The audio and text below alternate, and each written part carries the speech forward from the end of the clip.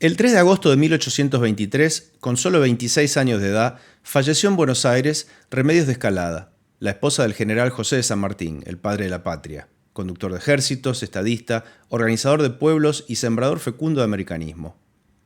La corta vida de Remedios le otorgó un privilegio: permanecer eternamente joven en la memoria de quien contemple su rostro de ojos lejanos y enormes, desde la miniatura pintada en Buenos Aires por Charles Durand en 1817, cuando ella tenía 20 años. En la charla de hoy intentaremos evocar sus días dichosos, los tiempos mendocinos de felicidad conyugal, de amistades compartidas, de ceremoniosos bailes de salón y guitarreadas criollas con amigos, como así también los momentos de colaboración y compañerismo que la unieron a su esposo en la intimidad del hogar. Recordando a Remedios de Escalada, nos proponemos cambiar la pena por admiración e interés por conocer su vida, su entusiasmo en la tarea patriótica y la abnegación que mostró en su breve existencia. Bienvenidos a Argentina en primera persona. Soy Edgardo Bertanesian y los invito a compartir charlas sobre protagonistas, historias y cultura de la Argentina. Argentina en primera persona es un programa producido por Edgardo y Carlos Bertanesian. Agradecemos el apoyo de Prima Classic, un sello discográfico dedicado a la belleza. En primaclassic.com puede descubrir música de todas partes del mundo. El hilo conductor es la belleza de la música que calma, relaja y hace sentir bien, como la que encontrará al final de este episodio. Y ahora sí, vamos al programa de hoy. Para hablar sobre Remedios de Escalada, se encuentra hoy con nosotros Florencia Grosso. Florencia Grosso es historiadora, miembro de número de las Academias Sanmartiniana y Argentina de la Historia y de los Institutos Browniano y Newberiano. Es también presidente de la Asociación Damas Patricias Remedios de Escalada de San Martín y vicepresidente de la Asociación de Amigos del Cementerio de la Recoleta. En 2023 fue distinguida como historiadora porteña del año por la Junta Central de Estudios Históricos de la Ciudad de Buenos Aires. Florencia Grosso, muchas gracias por estar hoy con nosotros. No, al contrario, muchas gracias a todos ustedes por invitarme y permitirme hablar de Remedios. Bueno, qué ilusión. Comencemos entonces. San Martín llega al Río de la Plata en 1812 con el objetivo de brindar sus servicios al gobierno. ¿Qué relaciones tenía él en Buenos Aires? Bueno, habitualmente se dice que San Martín no tenía relaciones en Buenos Aires. En realidad están totalmente equivocados. San Martín era un desconocido él como persona, como individuo, pero su apellido materno era Matorras. Y Matorras era un apellido de campanillas en el Río de la Plata desde hacía mucho tiempo. San Martín era hijo de un modesto capitán del ejército español, pero su madre, Gregoria Matorras, había venido traída por su primo, Jerónimo Matorras, al Río de la Plata en 1760 y pico, no recuerdo exactamente el año que llegan. La trajo con autorización del rey Carlos III. Había viajado Jerónimo Matorras, que estaba casado con una Larrazábal acá en Buenos Aires. Eran de la élite porteña de la época, un comerciante muy rico que había ido a Madrid a entrevistarse con el rey para pedirle la gobernación del Tucumán, que no es lo que es la pequeña provincia de Tucumán, sino una extensa región que estaba ocupada por sus habitantes originales, que eran los indios mocovíes, y tenían un cacique que se llamaba Paiquín, a cuyas órdenes se perpetraban cantidad de asaltos, malones, para asolar a las poblaciones cercanas. Lo que quería Jerónimo Matorras era hacer las paces con Paiquín, y se le llamó por eso el gran pacificador del Chaco Gualamba. Quería entrevistarse con Paiquín, establecer relaciones comerciales y sobre todo establecer capillas para evangelizar a los indígenas de la zona. y lo consigue. Y cuando vuelve con el permiso del rey, con el nombramiento del rey, trae a su prima hermana, Gregoria Matorras, y que la lleva a vivir a su casa. Vive con su familia, y allí, 2 años después, se casa con Juan de San Martín. Y curiosamente, la abuela de doña Tomasa de la Quintana, que fue madre de Remedios, era hermana de la mujer de Jerónimo Matorras. Así que parientes muy cercanos tenía San Martín. Él le escribe en los últimos años de su vida, cuando mantiene una correspondencia muy fluida con Castilla, que en esa época era el presidente del Perú, y le dice: con muy pocos parientes de relaciones de familia en Buenos Aires, llegué al Río de la Plata. Al decir que había pocos, quería decir que había, no que no existía ninguno. Yo tengo una teoría. No se conoce en realidad las relaciones que tuvo San Martín con los Matorra cuando llegó al Río de la Plata. Lo que yo pienso es que ellos eran absolutamente monárquicos. Por eso la relación no se estableció, porque ninguno de los dos habrá querido dar el paso de encontrarse con una enemistad manifiesta, porque él le debía mucho a Carlos III, Jerónimo Matorras, ¿verdad? Bueno, y es importante, es un personaje que he explorado bastante, porque realmente fue una obra extraordinaria, y quien nos dio sobre todo noticias de él fue De Angelis, que escribió muchísimo sobre el Río de la Plata en su época colonial, ¿verdad? ¿Qué importancia tenía en la Buenos Aires de ese momento la familia Escalada y cómo se vincula San Martín, cómo la conoce Remedios? Los Escalada eran de las primeras familias de Buenos Aires.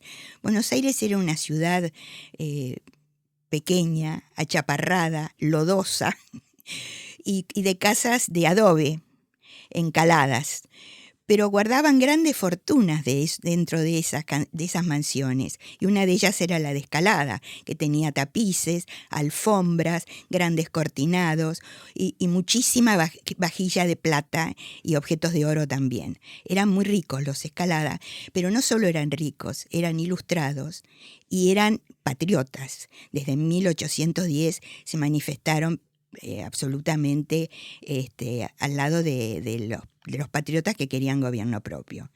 Así que era de las primeras familias de Buenos Aires.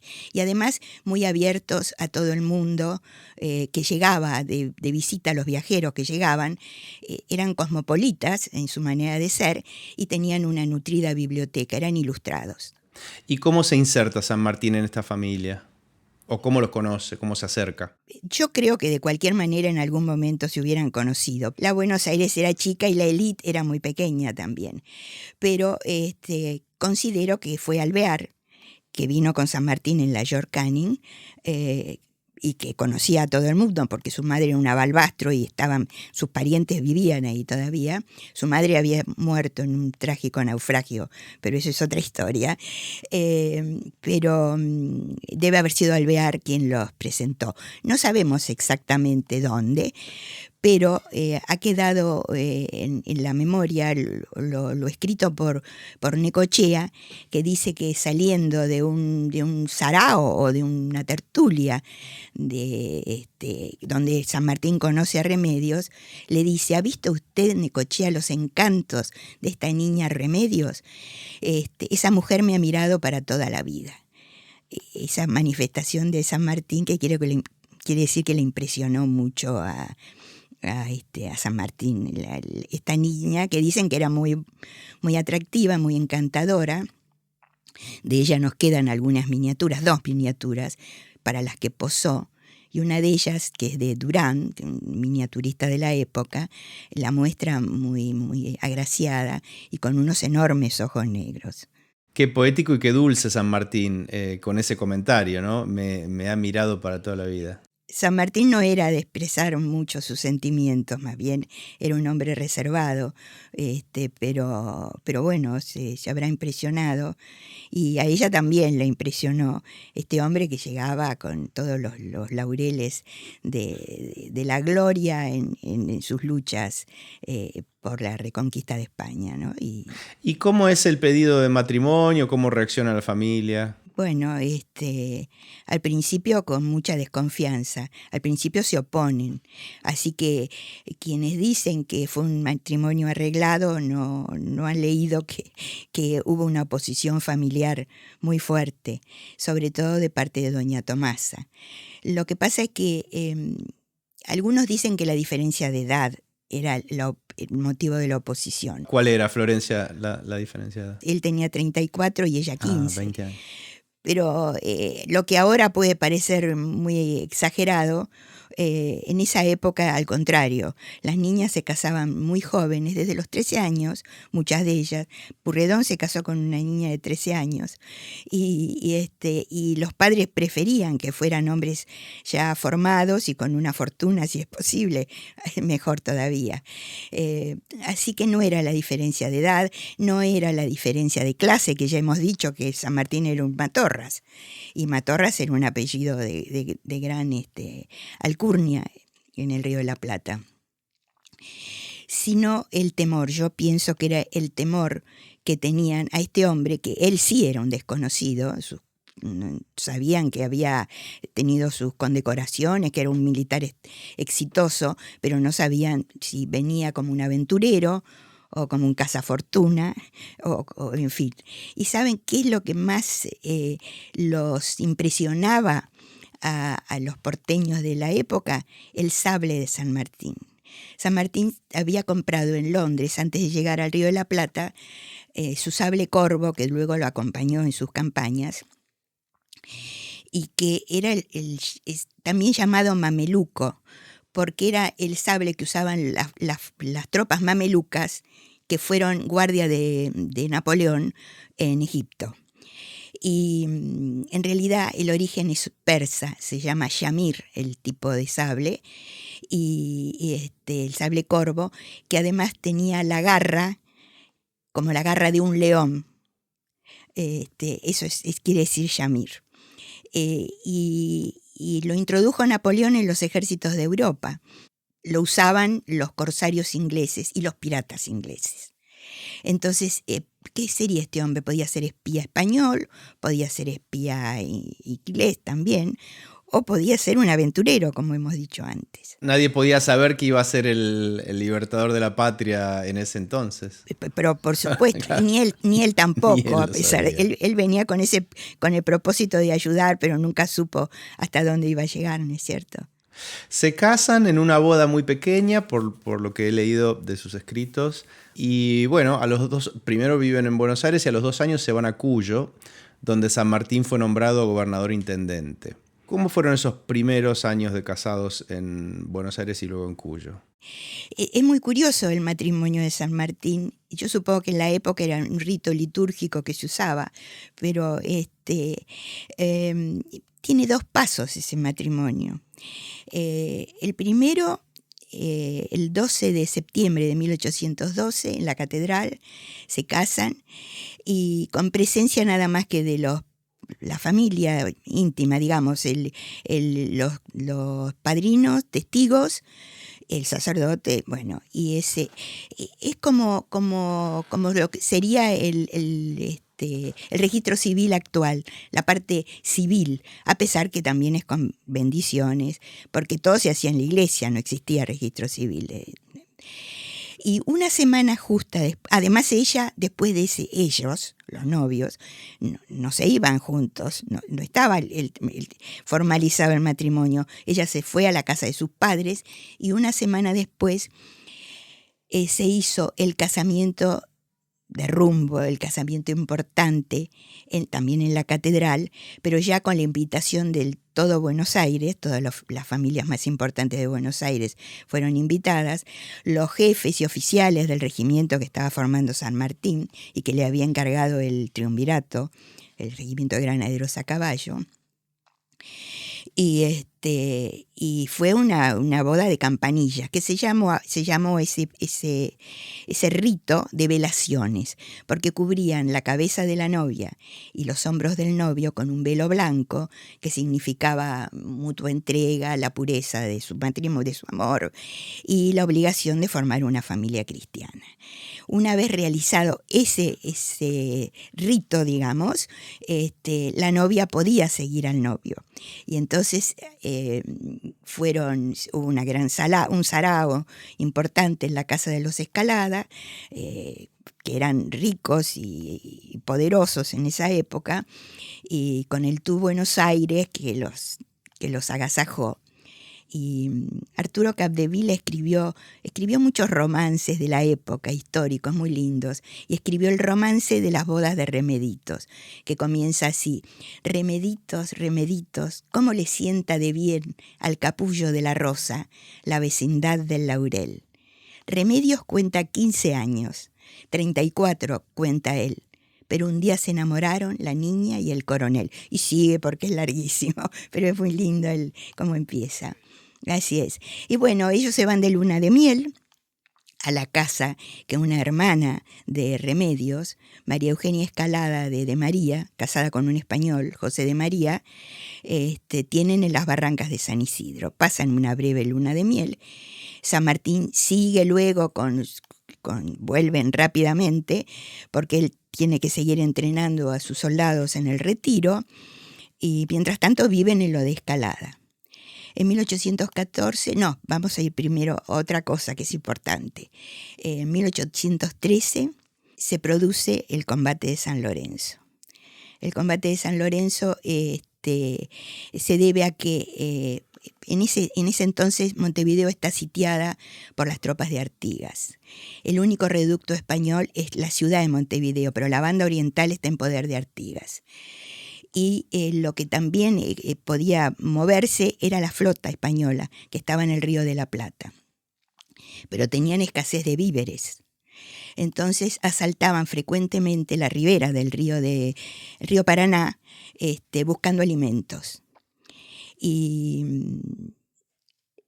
tiene el gobierno noticias que piensan los españoles desembarcar en la ribera del Paraná en un pueblo llamado San Lorenzo, donde hay un convento, el convento de San Carlos, donde seguramente pensaban que podían encontrar carne, harina, maíz o lo que fuera necesario para alimentarse, porque estaban escasos de comida. Entonces es mandado San Martín a detenerlos, a enfrentarlos. El 3 de febrero de 1813 llegan al convento. San Martín con sus granaderos se esconden detrás del edificio del convento, que era un convento importante, sigue siendo. Y cuando desembarcan los españoles, San Martín hace avanzar sus tropas y en muy pocos minutos los vencen.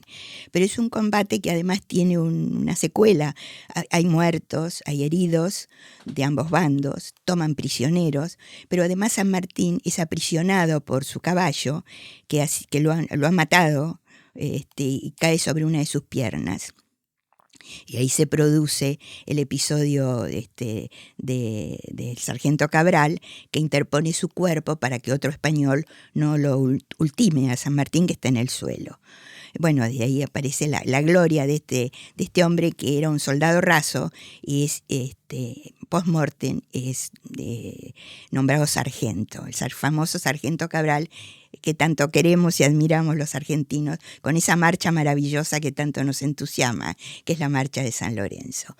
Y bueno, y San Martín ahí además obtiene algo que es muy importante. Primero muestra a los porteños que su intención realmente era seria, que no venía como pirata, que no venía como aventurero, sino que venía realmente en serio a defender su patria, a darle la libertad a su patria. Y además mostró que era un jefe eficiente, porque las tropas estaban adiestradas maravillosamente y en muy poco tiempo se formaron como profesionales. Así que eso fue benéfico para su prestigio, ¿verdad? Volviendo al tema familiar de él, ¿cómo era su vida social mientras estaba en Buenos Aires? Y bueno, él organizando a los granaderos, pero también con Remedios en su casa, joven pareja. ¿Tenemos información de cómo era su vida, más o menos? Lo que quiero enfatizar de esa época, por supuesto, que era un matrimonio muy feliz, además recién casados, y muy compañeros. Y se le dulcificó la vida en la familia Escalada, porque don Antonio José enseguida se puso a disposición para ayudarlo en la formación del regimiento. Y en la casa de Escalada aparece en la Gaceta en una oportunidad, llamando a la gente, a aquellos que quisieran colaborar para la compra de caballos que se necesitaban para el regimiento de granaderos, y que San Martín los quería elegidos porque era muy importante que sus jinetes, que eran maravillosos, tuvieran buena caballada para enfrentar al enemigo. Y don Antonio José, que además fue donante siempre para todo lo que fueran las causas de la patria, colaboró con eso. Y además él atendía a aquellos, cuando no estaba San Martín, aquellos que venían a ofrecer su dinero para la compra de los caballos. Por supuesto que Remedios estaría en todos las reuniones que se hacían, los salones, que yo digo que en los salones también se hizo la patria, en los salones porteños, donde se encontraban hombres y mujeres, donde había mujeres descollantes, además como en su empeño de libertad, con Mariquita Sánchez o Joaquina Izquierdo. Algunas eran, salones líricos, se cantaba, se tocaba, había música. Joaquina Izquierdo era una de ellas, era una gran poetisa. Mariquita Sánchez era una mujer aguerrida, no con las armas, pero con el verbo, que era importante, y Remedios acompañaba todo eso. Así que fue una época feliz pero breve, y bueno, en 1814 San Martín es nombrado para reemplazar a Belgrano en el Ejército del Norte, pero enferma. Por supuesto, Remedios queda en casa de sus padres, y él no ponía en casa porque San Martín estaba listo en cualquier momento a partir a otro lado, así que no se sabía dónde iba a ser su residencia matrimonial, digamos. Por eso, mientras tanto, vivían en lo de Escalada. Y San Martín parte, pero se enferma y queda en Córdoba restituyendo su salud. Pero si bien no es su trabajo no es físico, porque debe descansar, mentalmente él está siempre trabajando. Ahí piensa, por ejemplo, un plan que ya tenía elaborado, pero que luego se hizo más firme y más importante. Reunía hombres con ideas claras de cómo llevar adelante la campaña. Ahí fue Pueyrredón también a entrevistarse con él. Está en la estancia de Saldán, que hoy es monumento histórico, y allí piensa y elabora su plan continental de liberación de América. El plan era cruzar la cordillera. Bueno, y para eso, ¿qué necesitaba? Necesitaba, según le pide a Posadas, que era entonces el director supremo, él quería el gobierno de Cuyo, que estaba constituido por 3 provincias, Mendoza, San Juan y San Luis, y desde Mendoza, como sede central, formar el ejército que cruzaría los Andes. Se encontraría en Chile con amigos firmes, como decía San Martín, porque en ese momento todavía era libre Chile, era el periodo de la Patria Vieja, que ya vamos a contar cómo termina. Y luego organizaría una escuadra por mar para liberar Chile, que era el centro del poder realista en América del Sur. Lima y el Callao, donde estaba la fortaleza en el Perú. Así es. Y lo consigue. consigue que Posadas lo nombre gobernador intendente de Cuyo. Y él se traslada a Mendoza y lo primero que hace es escribir a Remedios, a sus padres y a Posadas que le manden a su esposa, que la necesita. Y Remedios está deseando volar a encontrarse con él. San Martín le pide que de su sueldo le entreguen a Remedios 800 pesos para preparar su viaje y se lo descuenten luego de su sueldo. La honestidad y la ética de San Martín siempre así ha sido tener las cosas claras. Y allí vuela Remedios a encontrarse con él. Y bueno, desde entonces, mientras San Martín está en la vorágine de crear el ejército, porque además tenía que pensar que tenía que administrar 3 provincias, era un trabajo ímprobo el de San Martín. Ahí va Remedios y es recibida enseguida por la sociedad mendocina como lo fue San Martín, que los mendocinos lo recibieron con los brazos abiertos, se le brindaron enteramente y fueron a vivir a la casa de Josefa Morales de los Ríos de Ruiz de Huidobro, una señora viuda de un español que había sido tomado prisionero en las invasiones inglesas, llevado a Inglaterra y luego liberado, y que murió al poco tiempo. Ella era viuda, tenía una casa importante en Mendoza, y el cabildo le alquila a doña Josefa esa casa para vivir San Martín. Cuando San Martín se entera que le van a pagar el alquiler, no quiere saber nada. Dice que no, insiste, hasta que los cabildantes se ponen firmes y le dicen: si usted nos rechaza esto, nos vamos a sentir profundamente ofendidos. Nosotros queremos darle... Bueno, en fin, los convencen y San Martín tranza. Pero primero no quería saber nada. Así que iban a vivir a una casa que luego fue destruida por el terremoto de 1871. Y yo lo conocí como un taller mecánico la primera vez que viajé a Mendoza, pero tuve la alegría de ver después que han estado trabajando, han limpiado los escombros que habían quedado del terremoto y han llegado hasta el piso que tenía la casa cuando vivía San Martín. Y está expuesto, ahora es museo. Y es un lindísimo museo, muy, muy sanmartiniano y muy emotivo de pisar ese suelo que recorrió San Martín, Remedios, su gente y Merceditas, que nació en esa casa. Ahí se le abren las puertas a Remedios de todas las casas de Mendoza. Allí tienen amigos.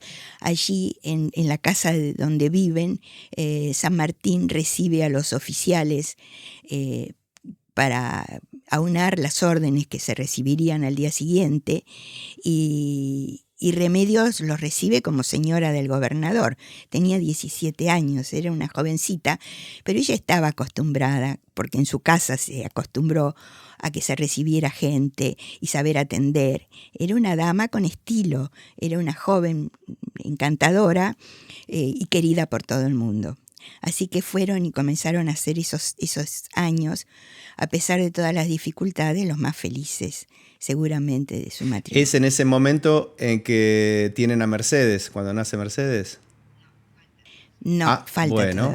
todavía no. Entonces, pasando un Sí. poquito, ya avanzando. No, en ese momento, en el año 14, pasa una cosa muy terrible para San Martín. Cae Chile nuevamente en poder de los españoles. Y aquí comienza un fenómeno también muy extraño, o no sé, donde surgen 2 caudillos o 2 jefes en Chile que ambos luchan algo, son valientes, son gente preparada, ilustrada, luchan por lo mismo, pero son antagónicos. O'Higgins y los Carrera, una familia importante de Chile, y constituida por cuatro hijos, 3 varones y una mujer que era la ideóloga de todo el movimiento, y que todos soñaban lo mismo, liberar Chile, pero los Carrera querían ser los que predominaran en esa lucha. En Rancagua, en octubre de 1814, O'Higgins, que está luchando porque han venido los españoles nuevamente a invadir Santiago, espera el refuerzo de Carrera, que le ha prometido que le envía tropas para liberarlo, que está aprisionado dentro de Rancagua, y para luchar contra los españoles. Y él espera y espera, pero nunca llega. Y lo dejan solo. Y O'Higgins logra evadir el cerco que le han tendido los españoles y huye con algunos de su gente, pero muere muchísima gente. Y desde entonces el antagonismo fue terrible y O'Higgins no le perdona que lo haya abandonado, a pesar de haberle prometido que iría con sus tropas. Y cae Santiago. En ese momento, después de 2 o 3 golpes de Estado, Carreras es director supremo de Chile. Pero entran los españoles a sangre y fuego porque quieren vengar lo que ha pasado de crear su gobierno propio, como lo hicieron en 1810 los chilenos, y el pueblo, casi masa, mucha gente, huye a Mendoza. Huyen estos 2 caudillos, pero cada uno con su gente, y enemigos a muerte. Son más de 3.000 personas que llegan a Mendoza. Para San Martín es tremendo. Él, cuando dijo que lo estaban esperando amigos fieles, amigos seguros, era cuando Chile estaba en poder de los patriotas. Pero entonces, imagínense que ahora San Martín tiene que cruzar los Andes, y no solo cruzar los Andes, sino que tiene que vencer a los españoles que están ocupando Chile. Entonces es un problema terrible. Y llegan a Mendoza esta gente al que tiene que dar techo, comida y abrigo. Además son enemigos entre sí.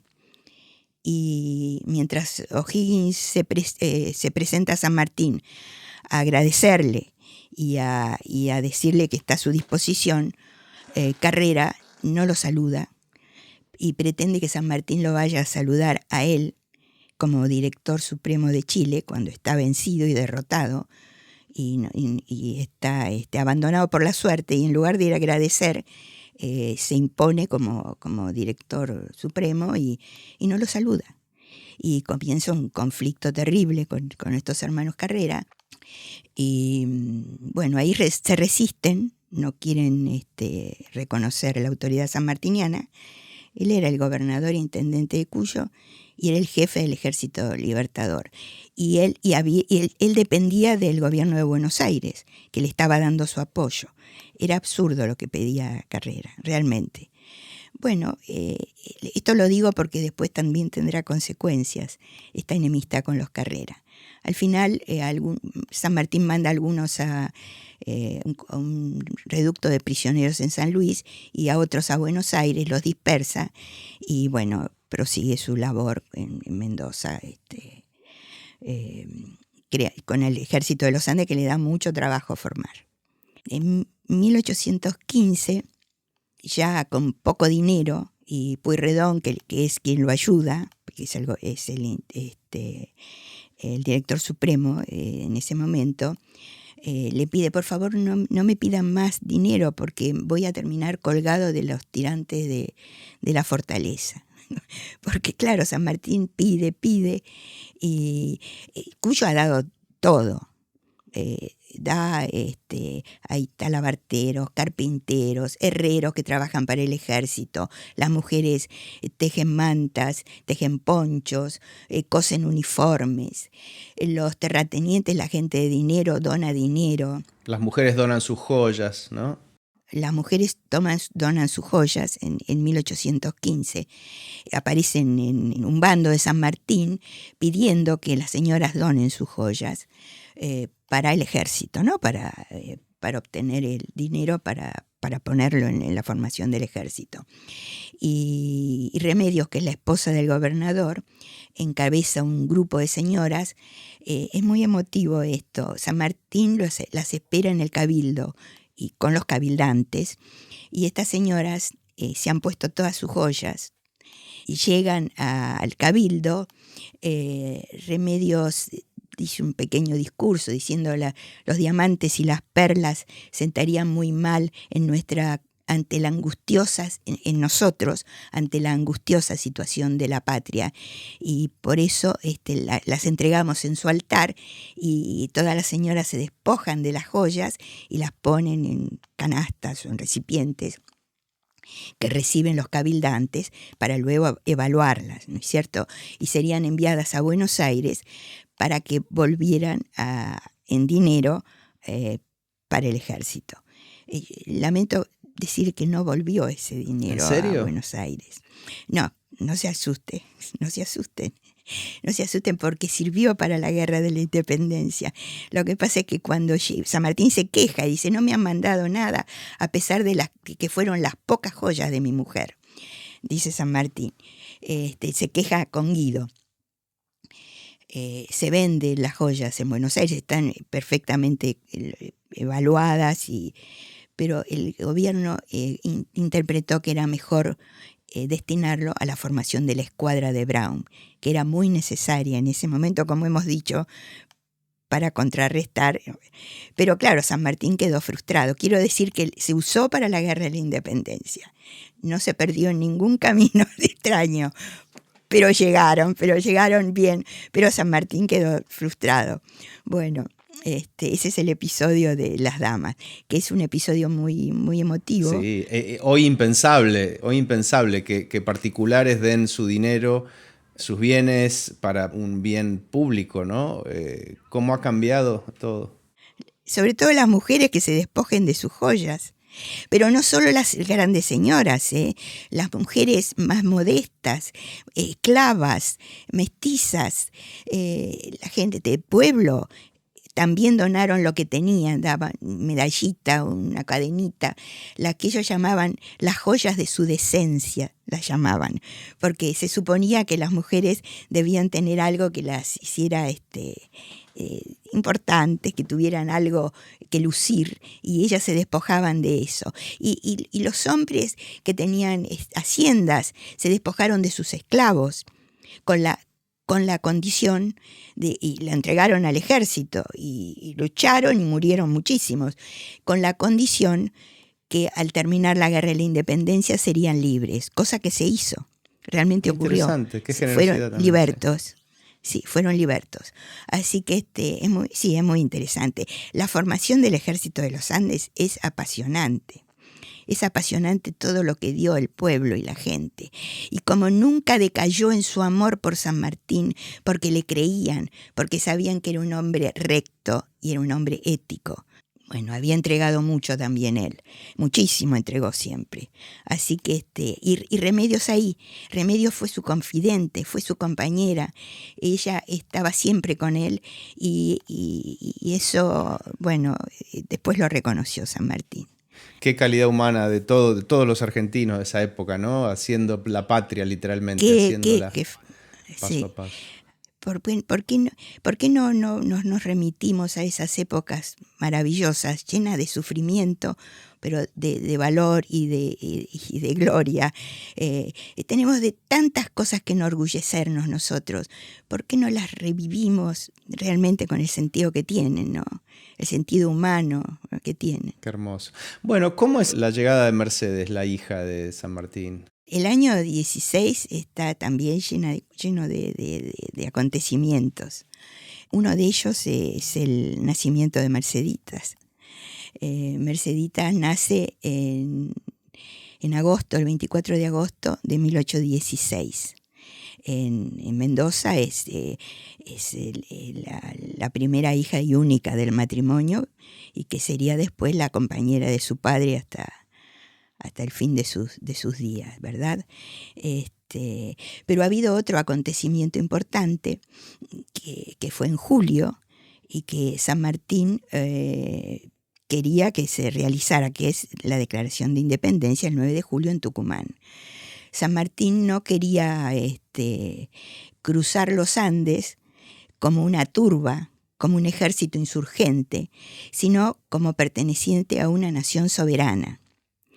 Y para eso necesitaba que se declarara la independencia. Él decía, ¿qué esperamos? ¿Qué esperamos a declararnos independientes? Si usamos cucarda, porque usaban a lo mejor algunos, yo no sé si realmente era así, pero como diciendo, todavía tenemos la bandera española en lugar de tener la bandera argentina. Usamos cucarda que nos declara vasallos. Como diciendo, tenemos una bandera que no es la nuestra. Y entonces, cuando se declara la independencia, bueno, con gran júbilo la juran también en Mendoza. Además, él quería otra cosa que acompañara a su ejército, que era una bandera que lo identificara. Ya el Gran Belgrano había enarbolado una bandera azul, celeste y blanca. Pero San Martín quería algo más que tuviera esa bandera. Quería que tuviera un símbolo de libertad, que era el sello que usó la Asamblea del año 13 en los papeles de sus oficios, que era el que conocemos ahora con el gorro frigio, etc.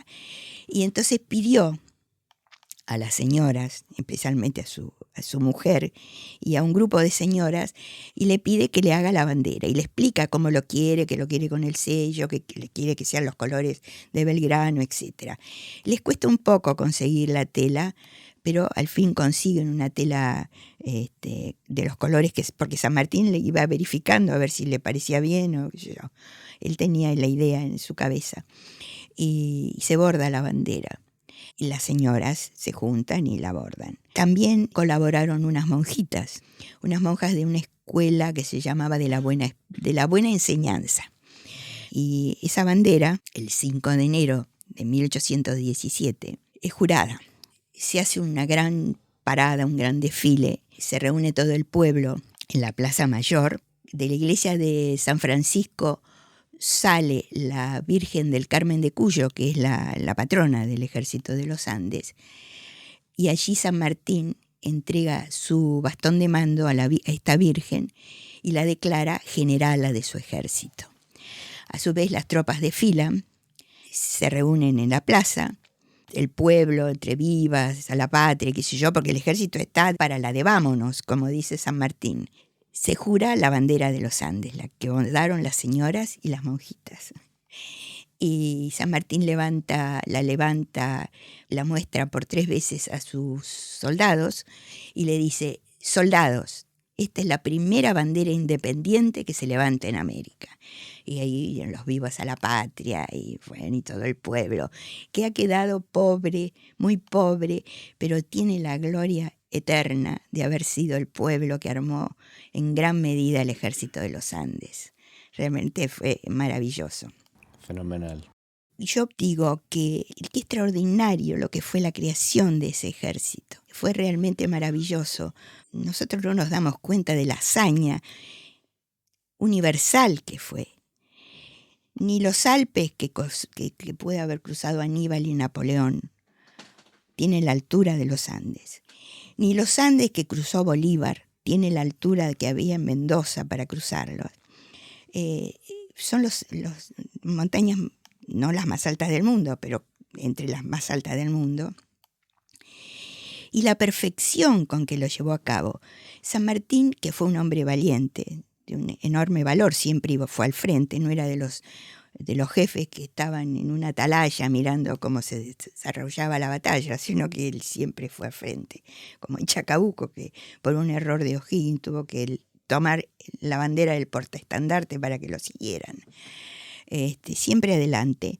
Sin embargo, dijo en una oportunidad, él no temía físicamente por su vida, lo que temía eran esos inmensos montes que tenía que cruzar, la responsabilidad de llevar 5.000 o más de hombres cruzar con ganado en pie, porque tenían que alimentarse con carne fresca, alimentos llevaba también, las mulas, caballos, toda la impedimenta que llevaban, cruzar esos inmensos montes. Y los cruzó, claro, él había mandado gente para primero recorriera las rutas que iba a transitar, pero de cualquier manera fue muy arriesgado y fue extraordinario.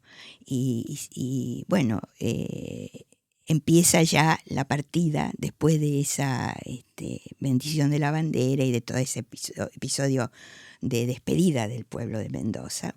Y San Martín se dirige a Chile y Remedios vuelve con su niña a Buenos Aires, donde esperaría la suerte de la guerra. En 1818, después del éxito de la liberación de Chile, San Martín regresa brevemente a Buenos Aires y luego se van a Mendoza con su familia. ¿Qué ocurre en este momento en la vida de ellos?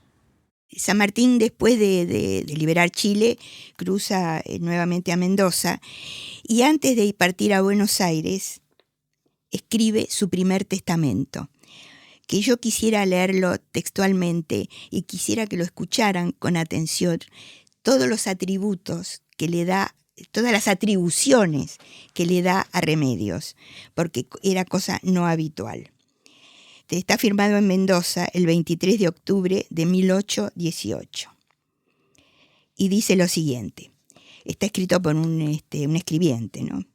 Para el caso que su excelencia fallezca, dispone y es su voluntad conferir en primer lugar a su esposa, doña Remedios de Escalada, de San Martín, un poder amplio y tan bastante como se requiera y sea necesario para que reciba y se haga cargo de todos los bienes que tiene y posee su excelencia, así en esta como en cualquier parte, disponiendo de ellos y administrándoles como les parezca, libre y francamente, y que pueda practicar para las diligencias que se le ocurran en ausencia de su excelencia, por sí y sin intervención de permiso ni autoridad alguna. Instituye por su heredera a doña Mercedes San Martín y Escalada, hija legítima de su esposa, la antedicha señora, y demás descendientes que tuviese al tiempo de su fallecimiento, nombrando a la expresada señora su esposa, su albacea testamentaria, tutora y curadora de dicha hija, quedando todo lo demás como queda expuesto a la disposición de dicha señora su esposa. Firma San Martín, Luz Uriaga, de la Quintana y Luis Beltrán. Es un documento excepcional, un testamento. Es una confesión pública ante la muerte y merece considerarse de avanzada la actitud de San Martín al dictar su última voluntad, en tácito pero sobreentendido reconocimiento a la capacidad intelectual de su esposa y en extensión de su pensamiento referido a las mujeres. Destacan esta afirmación algunos párrafos notables por la contundencia y reiteración de las atribuciones que confieren a Remedios. Este inusual testamento fue firmado por San Martín en tiempos en que le estaba vedado a la mujer, salvo autorización del marido, padre o tutor, administrar los bienes familiares. Muchos años después, el Código Civil de Vélez Sarsfield de 1869, puesto en vigencia en 1871, aún consideraba a la mujer casada incapaz de administrar el patrimonio familiar, ya sea heredado o adquirido, estando sujeta a la representación necesaria de su marido, único administrador legal del matrimonio. Este poder le permitió a Remedios después administrar algunos de los bienes de San Martín, lo cual es un documento para mí extraordinario para la época. Totalmente, la emancipó de una manera absoluta frente a la sociedad. Pero lo reiteraba, claro, lo decía. Para que quede claro, claro. Para que quede claro, porque a los otros hombres le parecería muy raro lo que hacía. Es extraordinario. Y además muestra la fe y la confianza absoluta que tenía en su mujer, que había sido su confidente en Mendoza. Era la mujer que lo acompañaba, era su compañera realmente. Entonces él vuelve de Chile, hace en Mendoza el testamento y se vuelve a Buenos Aires y se reencuentra con ella. Se reencuentra, va a verlo a Pueyrredón para arreglar el tema del ya liberado Chile, la preparación de la escuadra, que pensaba llevarla por mar hasta llegar a Lima, y ahí se reencuentra con su esposa y vuelven todos el matrimonio con la niña, vuelven a Mendoza. Eso es en el 18. Ella permanece con él hasta que en el 19 San Martín debe regresar a Chile para ya emprender la misión libertadora. Y bueno, el año 19 es un año muy complicado, porque empieza la anarquía en Buenos Aires, en el Río de la Plata. Y aquí nos reencontramos de nuevo con Carrera. Carrera, que ha viajado a Estados Unidos, ha vuelto con una pequeña flotilla que quería cruzar por el sur y tomar el Pacífico para liberar Chile. Y cuando llega se encuentra que ya O'Higgins es director supremo de Chile, que San Martín ha dado las batallas de Chacabuco y Maipú y Chile es libre, y él se queda en Buenos Aires. Sus hermanos han sido fusilados por estar en un complot para matar a San Martín, O'Higgins, Pueyrredón y todos los que llevaban adelante la campaña libertadora. Es decir, son subversivos. Son un horror. Son un horror. En Chile es considerado prócer, era un gran patriota, era un hombre valiente, y los chilenos tendrán sus razones, pero en el Río de la Plata no. Además fue terrible. Y hizo algo espantoso también en el año 20. Comandó a los indios araucanos que había traído de Chile, la mayoría eran chilenos, un terrible malón en la ciudad del Salto, a la que devastó. Y bueno, él se queja y dice que lo obligaban a hacer semejante cosa, pero no lo obligó a nadie, lo hizo porque quiso. Claro. Y a las depredaciones más horribles, asaltaron la iglesia donde se habían refugiado mujeres, niños, matan mujeres, niños, violan, roban, los indios, ¿no? Y él no se opone, él comanda el malón y lo escribe a su mujer, están las cartas, así que bueno, nadie puede decir que no lo hizo. Fue terrible y además había empezado desde hacía ya tiempo lo que yo llamo, y escribo un libro sobre eso, la guerra panfletaria.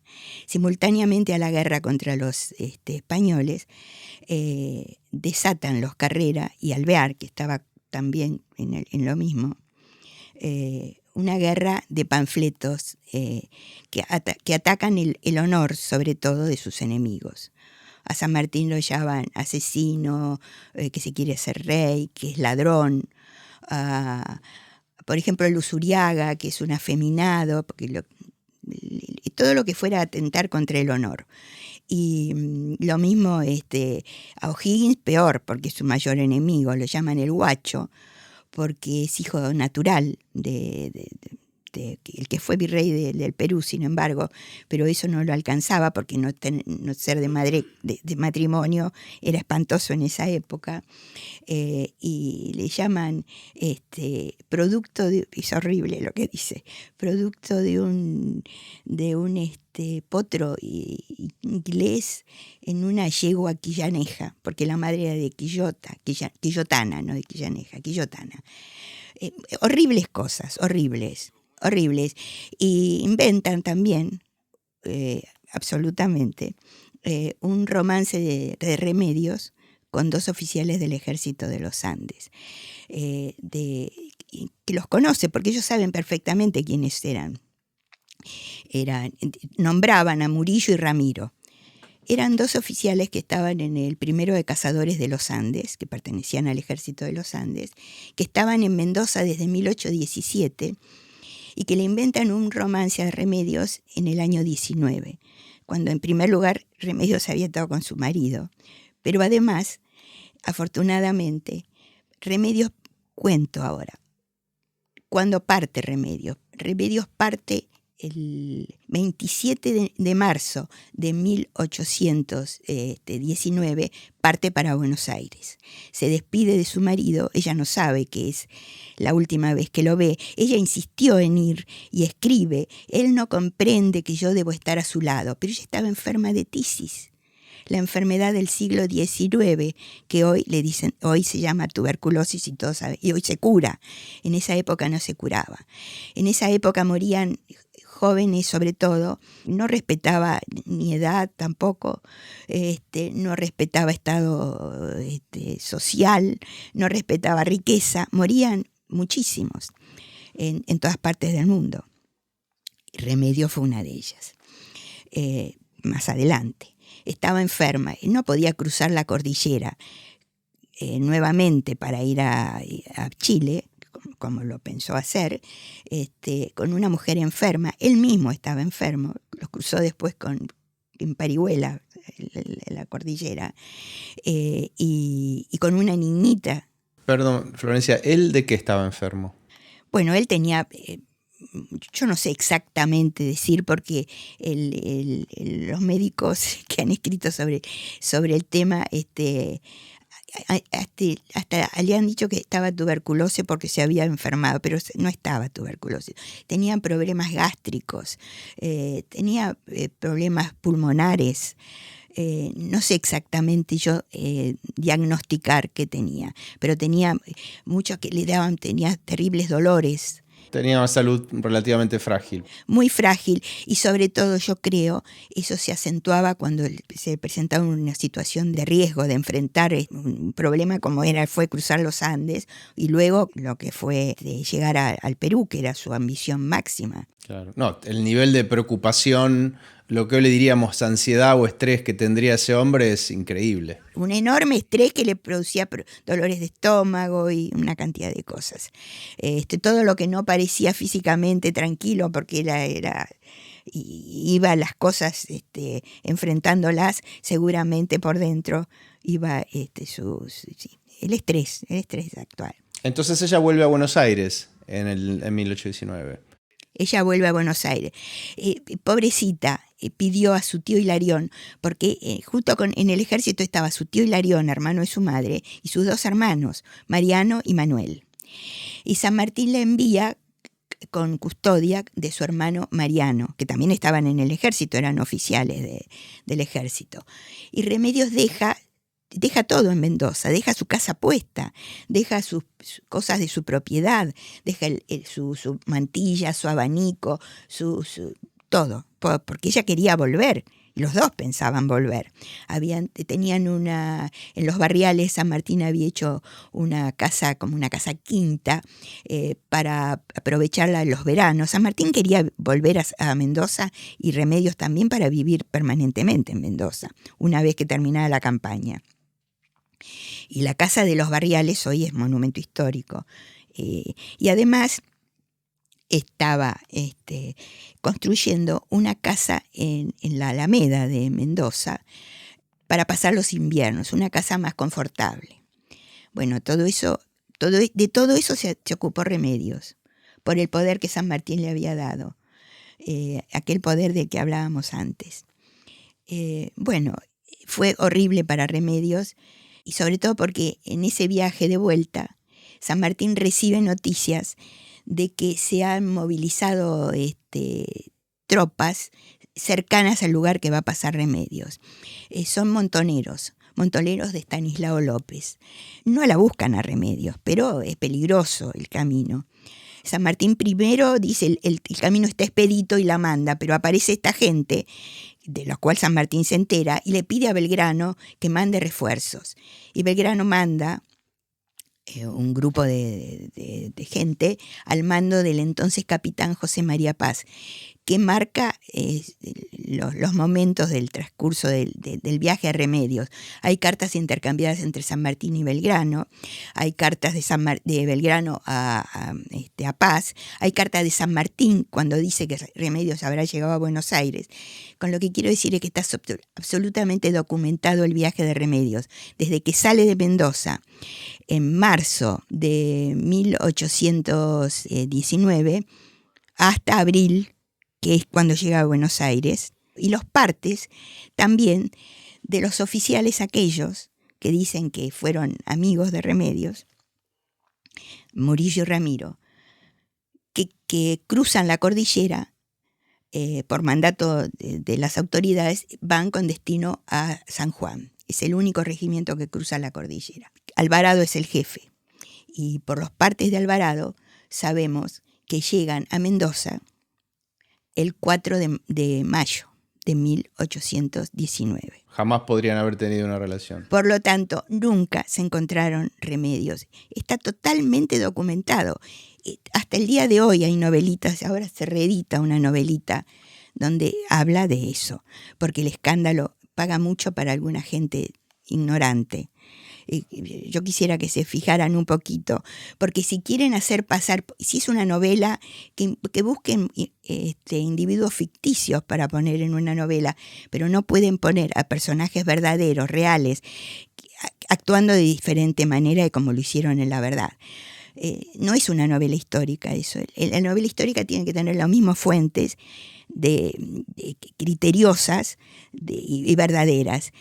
Y después, si quieren personajes ficticios, que hagan lo que quieran, que caminen como quieran, pero no se puede inventar en esa forma.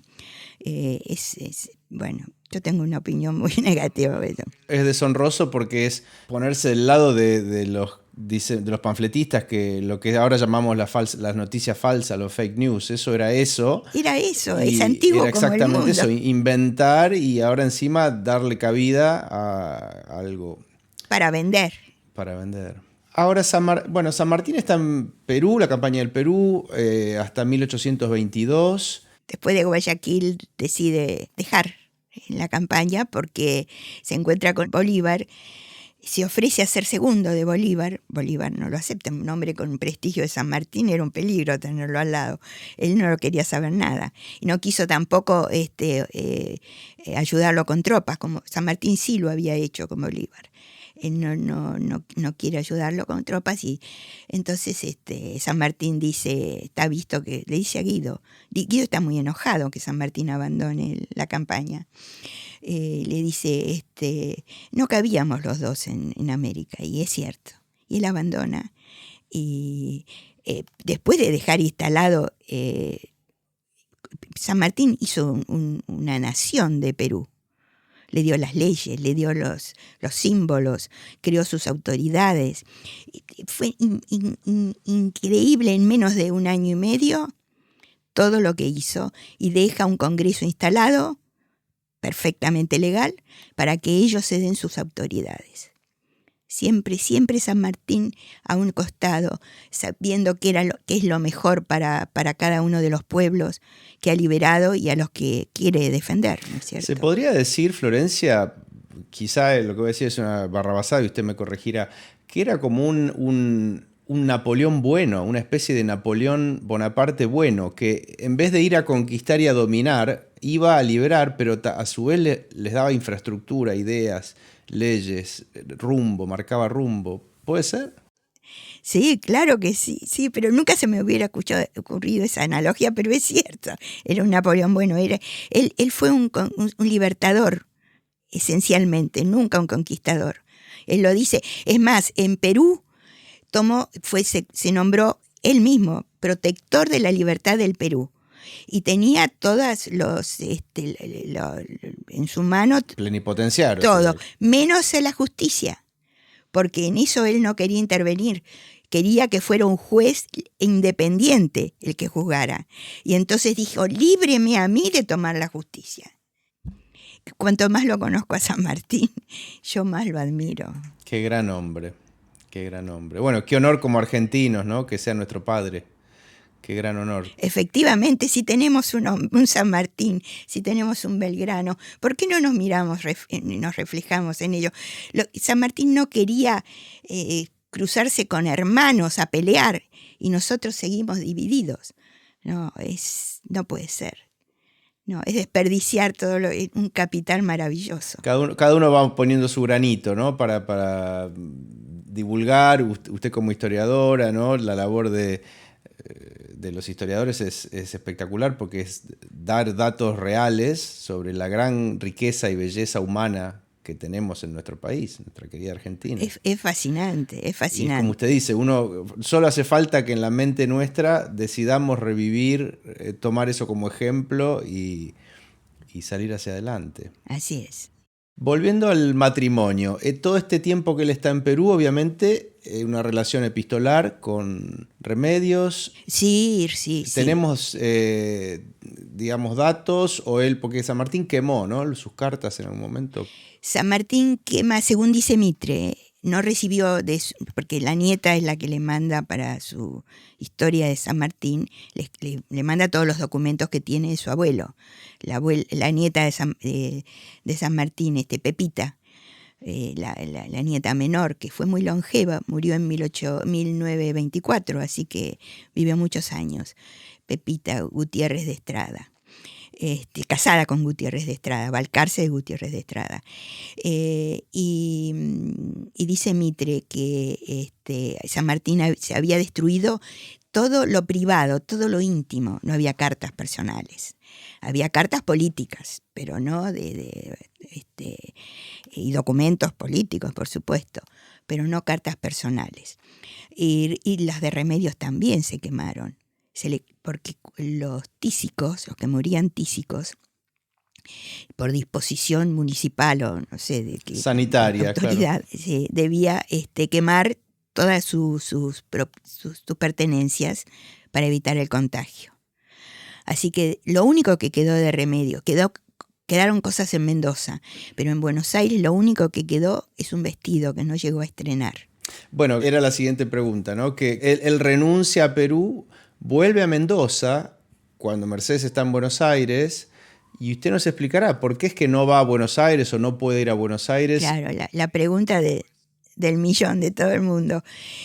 Sí, San Martín llega enfermo. Primero va a Chile y estaba enfermo.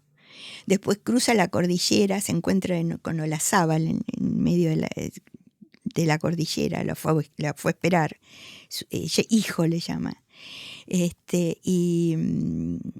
Y se queda en Mendoza porque también está enfermo. Y en mayo de 1823, Remedios muere el 3 de agosto de 1823. Y dice su familia que pedía que San Martín fuera a despedirse de ella. Y bueno, no llega el momento, pues San Martín estaba enfermo. Y cuando decide en mayo viajar a Buenos Aires, esto lo sabemos por una carta que San Martín le escribe a Guido, en el año 23, cuando iba a despedirme de mi mujer, que estaba moribunda, recibe un aviso de Estanislao López que lo están esperando para tomarlo prisionero y juzgarlo por una famosa desobediencia de la cual no hablé porque, bueno, no debía haber dicho que en 1819 el gobierno le pide a San Martín que repase la cordillera con el ejército libertador para contener a los caudillos que amenazan Buenos Aires. Y San Martín, que tiene una idea totalmente diferente, que ha armado un ejército para la liberación, no para contener caudillos, que Buenos Aires... se defienda sola en ese caso, es lo que diría. Se defienda, claro. Decide que no lo va a hacer y renuncia al ejército de los Andes. Y sus camaradas, los jefes, se reúnen y dicen que su autoridad no ha terminado y que ellos lo sostienen en su lugar de jefe y que se quede. Y bueno, ante tanto pedido de San Martín decide quedarse, porque si no quería comprometerse. Si el gobierno le manda cruzar la cordillera y él se va con el ejército por su cuenta, él quería el respaldo de sus hombres y de sus jefes, y se lo dan. Bueno, entonces iba a ser juzgado por eso, porque no fue a contener caudillos. Y entonces San Martín le dice a Guido: yo no fui, no por mi vida, que la sé despreciar, y sabemos que la sabía despreciar, era el primero siempre, sino por un mancha en mi vida pública. Me iban a tomar como un fascineroso. Y San Martín ahí está exponiéndose, no solo él, está exponiendo toda su campaña. Está exponiendo la campaña libertadora. Si va y es juzgado, Rivadavia, que era su enemigo, lo iba a dejar muy mal. No solo a él, sino a todos los que lo acompañaron, como si eso que hubiera hecho extraordinario hubiera sido reprobable. Un acto criminal de desobediencia, hubiese manchado todo. Claro, hasta la libertad de Perú. Le dio la libertad a Perú. ¿Cómo iba a exponerse? Era lo que temía, y que eso se expandiera y que juzgaran a sus jefes. Hubiera sido realmente... Entonces, no fue por eso. Yo no sé si algunos lo entienden así, otros dicen, no, ¿cómo no fue que la mujer... San Martín lo primero que tenía en pensamiento era su objetivo que tuvo desde el primer momento, era la libertad de América. Él, si hubiera podido, hubiera seguido, hubiera ido a Ecuador, a Colombia, no sé, si hubiera podido. Estaba Bolívar, perfecto, libertador del norte, y él abandona. Pero ese objetivo que se había trazado y que lo consiguió Bolívar con toda la ley, no lo iba a exponer. No, el trabajo de toda su vida, tanto esfuerzo, tantos hombres. A sus hombres, que él era un hombre que ha llegado a sus hombres. Era como un padre para esos hombres, para los más jóvenes sobre todo. Bueno, al fin fue, pero ya había muerto Remedios, y esto es importante.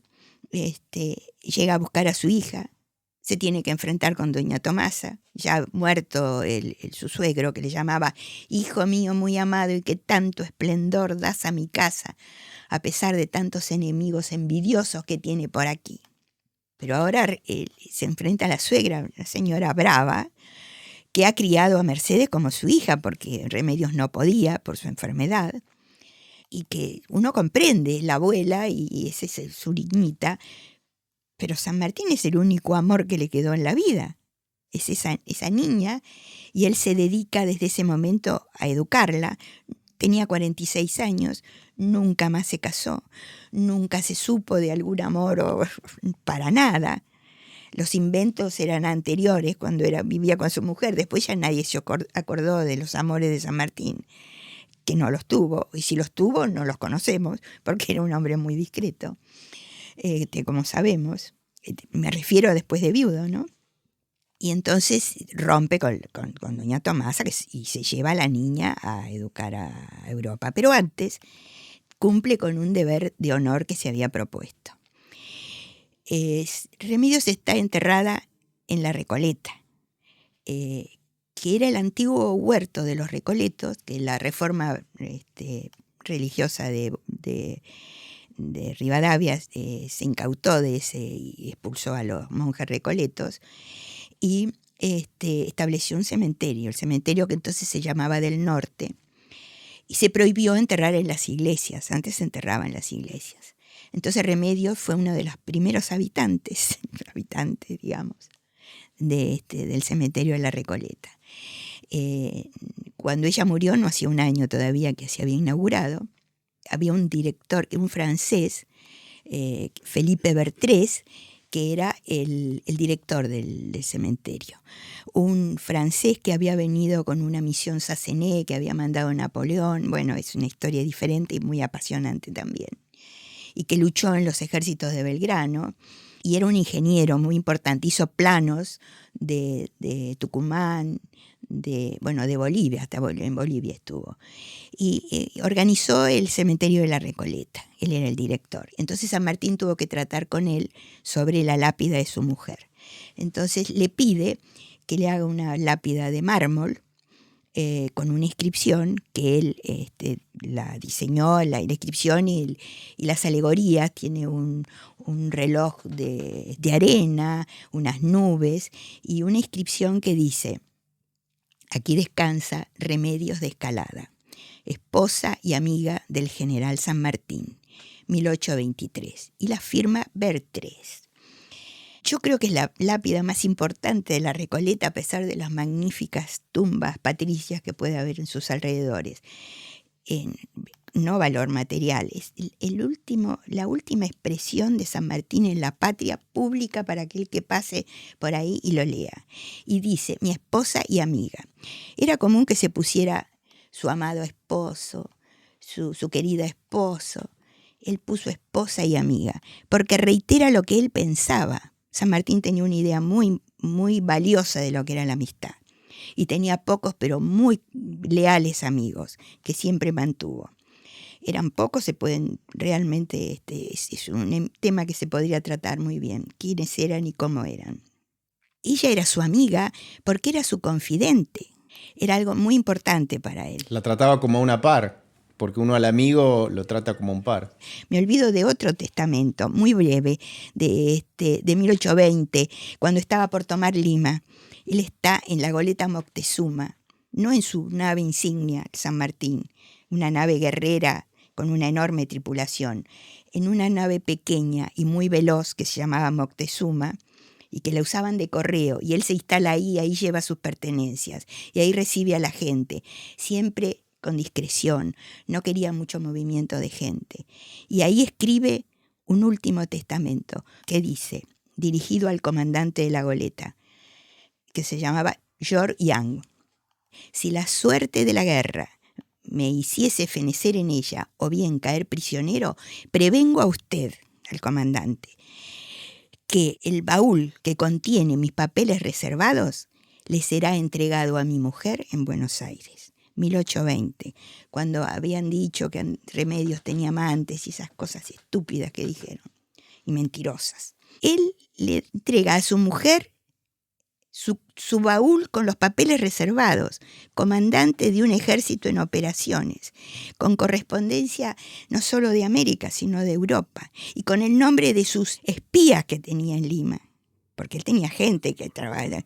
Información. Claro, eso es información, inteligencia militar, es y él todo. quiere que se los manden a Remedios. Ustedes se imaginan si tenía confianza esa mujer y si pensaba en ella. Lo de amiga es confidente, yo estoy convencida. Bueno, y se va después con su niña a Europa a educarla, y bueno, eso es otra historia, es un ostracismo extraordinario de San Martín. Y quisiera terminar entonces esta charla con una pregunta de la que usted también desarrolla en sus escritos. En los últimos años de vida, cuando él está en Boulogne-sur-Mer, allá en el norte de Francia, San Martín le expresa sus últimos deseos a su amigo, abogado y periodista Adolphe Gérard, que también era el que le alquilaba la casa donde él vivía, ¿no? ¿Cuáles eran estos deseos? Gérard le escribe el obituario. Él era abogado, que le alquilaba la casa, como usted dijo. Además era su amigo y su último confidente. San Martín pasaba largas horas hablando con Gérard, y Gérard lo admiraba muchísimo. Para él era un honor tener ese libertador de América en su casa. Entonces, a los 5 días de muerto San Martín, Gérard publica en L'Impartial de Boulogne-sur-Mer, que además era de su propiedad, un diario de su propiedad, el obituario de San Martín. Y cuenta todo lo que San Martín le contó de su vida, desde sus orígenes. Habla de sus padres, etcétera, su nacimiento en Yapeyú y su campaña en España. Dice que a la muerte de su esposa, de San Martín, se afirmó aún más en su deseo de abandonar la vida política y militar y retirarse a Mendoza, que era el sueño que él tenía. A mi muerte quiero que me entierren sin pompas, sin honores, sin acompañamientos, sin discursos, pero lo que sí deseo es que mi corazón, eso está en el testamento último de 1844, descanse en Buenos Aires. Y a Gérard le dice, lo que deseo es que sea enterrado, mi tumba esté al lado, o descansar al lado de los restos de mi esposa. Si todo lo que dijo Gérard se lo creemos, ¿cómo no vamos a creer que San Martín dijo que si San Martín quería descansar ahí porque va por otro lado? Él jamás imaginó el mausoleo que le iban a levantar en la catedral. Él soñó o pensó o quiso siempre descansar en lo que él conocía, en la tumba donde él había puesto la lápida y él descansando al lado de su mujer. Era lógico y a mí me parece que debería repetirse eso, porque si lo dijo Gerard, y todo lo que dijo Gerard es verdad, seguro que le dijo a San Martín, le dijo eso a Gerard. Bueno, creo que Remedios ojalá nos esté escuchando desde algún lado, para que vea que soy una gran mujer.